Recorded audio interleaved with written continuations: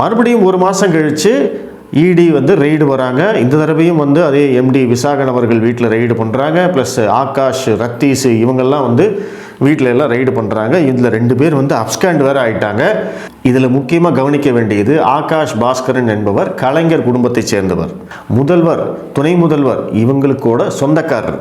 அன்பில் மகேஷ் அமைச்சருடைய நண்பர்.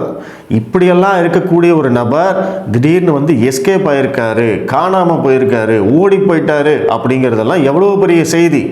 ஆனால் அந்த செய்தி கூட இங்கே விவாதத்துக்கு வரவே இல்லை.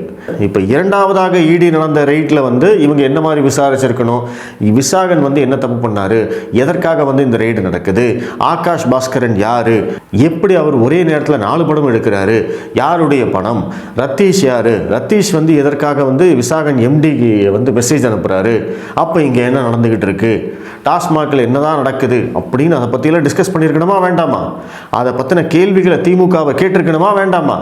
ஆனால் அதை மீடியா பண்ணவே இல்லை. எவ்வளவு நுணுக்கமாக வேலை பார்க்குறாங்க அப்படிங்கிறது தெரிஞ்சுக்கோங்க.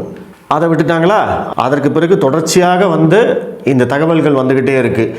ஆகாஷ், ரத்தீஷ், விக்ரம் ஜூஜு இவங்கெல்லாம் என்ன பண்ணுறாங்க, எப்படியெல்லாம் வாழ்ந்திருக்காங்க அப்படிங்கிற அந்த தகவல்கள் எல்லாம் வந்துக்கிட்டே இருந்தாலுமே மீடியா வந்து கண்ணு, காது, வாய் எல்லாத்தையும் புத்திக்கிட்டு அமைதியாக வேடிக்கை பார்த்துட்டு இருந்தாங்க. ஸோ இப்படியே வந்து வேடிக்கை பார்த்துக்கிட்டே இருந்த மீடியா நேற்று டக்குன்னு வந்து ஆக்டிவேட் ஆகுறாங்க. உடனடியாக எல்லா சேனல்களும் உச்சநீதிமன்றத்தோடைய தீர்ப்பை வந்து லைவ் பண்ணுறாங்க. லைவில் வந்து எல்லாரையும் வந்து பேச வைக்கிறாங்க. பாஜகவிலேருந்து, அதிமுகவிலேருந்து, திமுகவிலேருந்து. ஏன்னா அந்த செய்தியை வந்து மக்கள்கிட்ட கொண்டு போய் சேர்க்கணும். எந்த செய்தியை? உச்சநீதிமன்றம் அமலாக்கத்துறை விசாரணைக்கு தடை விதித்திருக்கிறது.